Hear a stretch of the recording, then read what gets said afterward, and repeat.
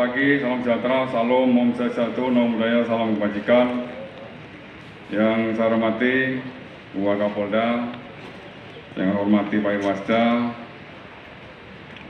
saya hormati, yang saya banggakan ini Press Manager PT Samator Kalteng, Mas Yoyo Cahyo. Terima kasih Mas bantuannya dan kehadirannya.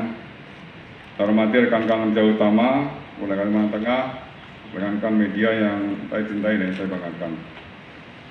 Bersyukur selalu kita panjatkan kepada Allah Subhanahu Wa Taala, Tuhan Yang Maha Kuasa, atas kelimpahan rahmatnya, kesehatannya. Syukur alhamdulillah kita masih dikasih kesempatan untuk bersilaturahmi dan melaksanakan tugas pada hari ini.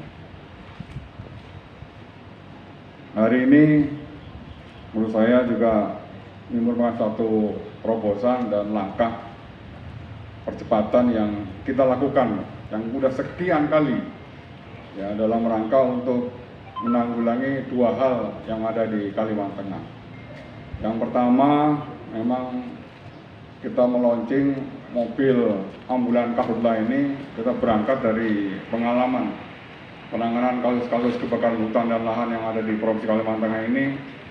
Apabila anggota bekerja secara maksimal di tengah kepungan asap, maka kita kasihan anggota. Anggota akan kekurangan oksigen, anggota akan mengalami dehidrasi dan lain sebagainya. Ambulan ini merupakan salah satu jawaban ya, agar anggota yang melaksanakan tugas di lapangan, khususnya dalam kaitannya dengan pemadaman kebakaran lahan, nah ini menyiapkan oksigen, ya oksigen tabung yang praktis yang bisa diangkut oleh ambulan ini. Dan ini merupakan hasil kerjasama dari PT Samator yang ada di Kalimantan Tengah dengan Polda Kalimantan Tengah. Ya, kita harapkan dengan kehadiran ambulan Karhutla ini juga mampu memberikan motivasi dan mensupport anggota yang bekerja di lapangan. Ya, sehingga anggota minimal yang membutuhkan pertolongan pertama ataupun oksigen, nah ini jawabannya. Ya, ambulan ini kita harapkan juga selalu berada pada Satgas Penanggulangan Karhutla. Jadi ada beberapa kendaraan-kendaraan yang sudah kita desain, kita modifikasi, dan kita juga nanti akan meluncing WRC Karhutla, yaitu kendaraan taktis yang mengangkut pompa air yang portable yang mudah untuk dioperasionalkan. Nah, nanti pendampingnya adalah mobil ambulan jaga Karhutla. Kemudian mobil ini juga adalah mobil yang multifungsi. Selain menangani kebakaran hutan dan lahan, mobil ini juga bisa mendampingi mobil PCR mobile yang sudah kita launching terdahulu di tahun 2020. Di tahun 2021 kita alhamdulillah ya, di Krimsus, kemudian Kabidokes sudah berhasil mendatangkan Ginos. Yang Ginos ini salah satu alat yang mampu untuk melakukan tracing kepada virus COVID-19 dan sejenisnya. Ya, alhamdulillah kita sudah punya dan kita akan memesan satu lagi Ginos karena masih dalam proses. Nah, mobil ini juga multifungsinya adalah dia bisa membawa Ginos kemana saja, ya dalam rangka untuk memberikan pelayanan kepada anggota khususnya dan juga kepada masyarakat yang membutuhkan. Ya, dengan semakin cepat kita melakukan deteksi awal ya terhadap orang-orang yang terpapar COVID-19, ya diharapkan treatmentnya akan juga semakin cepat dan tepat, sehingga masyarakat yang terpapar COVID-19 bisa secepatnya juga disembuhkan oleh tim medis. Nah, ini merupakan salah satu jawaban kita bahwa penanganan kebakaran hutan dan lahan, penanganan COVID-19 ini tidak bisa dilakukan oleh satu stakeholder, tapi harus dilakukan dengan sinergi antara beberapa stakeholder, baik pihak pemerintah maupun pihak swasta. Antara lain kita menggandeng dari PT Samator ini. Ya, harapan saya dengan kehadiran ambulan yang multifungsi ini terkait penyakit masalah penanganan kebakaran hutan dan lahan dan juga melakukan mitigasi secara maksimal terhadap COVID-19 yang bisa juga minimal ya untuk mensupport anggota di lapangan. Dan juga kita harapkan juga mobil ini memberikan kontribusi juga ya kepada pelayan publik di bidang kesehatan apabila masyarakat membutuhkan. Ya, rekan-rekan yang saya hormati, perlu saya sampaikan juga bahwa kemarin kita melaksanakan pengarahan dari Bapak Presiden. Ya, Bapak Presiden mengumpulkan seluruh kepala daerah, Forkopimda provinsi, kemudian Forkopimda kabupaten, kota, dan beberapa asisten oleh Bapak Mendagri.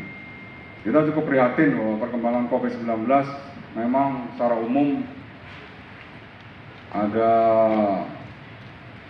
15, berarti 19 provinsi yang mengalami penurunan untuk perkembangan COVID-19 di provinsi-provinsi tersebut. Tapi 15 provinsi masih dalam tanda kutip dianalisa oleh gugus tugas pusat mengalami peningkatan. Salah satunya adalah Kalimantan Tengah. Ya, kemarin kita juga selesai pengarahan Bapak Presiden, kita ngobrol dengan Forkopimda, kita perlu mengevaluasi kembali untuk Satgas COVID-19 di tingkat provinsi, tingkat kabupaten. Juga sinergitas antara pemerintah daerah, TNI, Polri, gugus tugas, dan stakeholder terkait lainnya. Kenapa Kalimantan Tengah masih menjadi prioritas perhatian dari Jakarta? Ya, karena kita masih mengalami peningkatan. Meskipun di minggu-minggu terakhir ini boleh dikatakan secara umum mengalami penurunan. Dan zonasi kita Kalimantan Tengah masih zonasi oranye. Ya, di provinsi penghitungannya zonasi kita sudah zonasi kuning. Dan zonasi merah kita itu hanya tinggal nggak ada zonasi merah. Oranye masih ada sedikit sekali. Nah, sebagian besar kuning, bahkan hijau yang sebagian besar. Tapi dari sistem penghitungan yang ada di kita, ini mungkin belum dievaluasi secara komprehensif, sehingga dari pusat masih menilai bahwa Kalimantan Tengah tidak lebih baik dibanding tetangga-tetangga kita. Ya, Kalsel ini angka pertumbuhan COVID-19 sudah rata-rata di bawah 50, sementara Kalteng masih di atas 50. Kalimantan Barat dan Kalimantan Utara, di Kalimantan ini sudah merupakan salah satu provinsi yang zonanya sudah mendekati zona hijau. Ya, tapi kita masih perlu kerja keras lagi, ya perlu mengevaluasi kembali tentang SOP tentang penanganan COVID-19. Ini makanya saya minta rekan-rekan utama untuk dievaluasi bagaimana efektivitas pelaksanaan PPKM skala mikro di tiap-tiap desa. Ya, ini kita padukan dengan Desa Tangguh atau Lewu Sengpulang yang sudah kita bentuk tahun 2020 kemarin. Apakah sudah efektif atau belum? Ya, penerapan protokol kesehatan dan hal-hal lainnya, termasuk 3T juga. Ini harus kita evaluasi. Pagi hari ini kita akan mengevaluasi sampai sejauh mana efektivitas pelaksanaan tugas Polres jajaran. Kemudian juga dari hasil analisa Bapak Presiden juga atau tingkat kesediaan tempat tidur yang ada di tiap-tiap rumah sakit kita juga ada di angka 37,sekian%. Ya, jauh dibandingkan dengan nasional. Nasional itu standar bornya itu hanya 29%. Ya, kesediaan di rumah sakit itu 25% itu merupakan batas minimal atau toleransi melihat perkembangan COVID-19 di tiap-tiap wilayah. Tapi ketika bor kita sudah di angka 37,sekian%, itu warning sudah melebihi daripada tataran nasional. Ya, makanya kita perlu langkah-langkah secara maksimal bersinergi dalam rangka untuk penanganan COVID-19. Kemudian hari ini kita juga akan mengikuti Vikon dengan Wakapolri terkait menyangkut masalah penanganan kebakaran hutan dan lahan secara dini. Ya, kita sudah di warning oleh BMKG ketika masukin bulan Juli dan Agustus, maka musim kemarau sudah masuk ke wilayah Kalimantan dan khususnya Kalimantan Tengah. Kita sudah di warning jauh-jauh hari untuk wilayah kita yang sangat rawan terkait menyangkut masalah kemarau panjang dan kebakaran hutan dan lahan adalah perbatasan dengan Kalimantan Selatan, yaitu Pulang Pisau dan Kapuas. Oleh karenanya ini harus diatensi, Wakarop, untuk cek and dicek lagi untuk posko siaga karhutla kita ya bersama Pak Dikrimsus, kemudian seluruh sarana prasarana kita termasuk hari ini sarana pendukung harus betul-betul dalam kondisi siap siaga.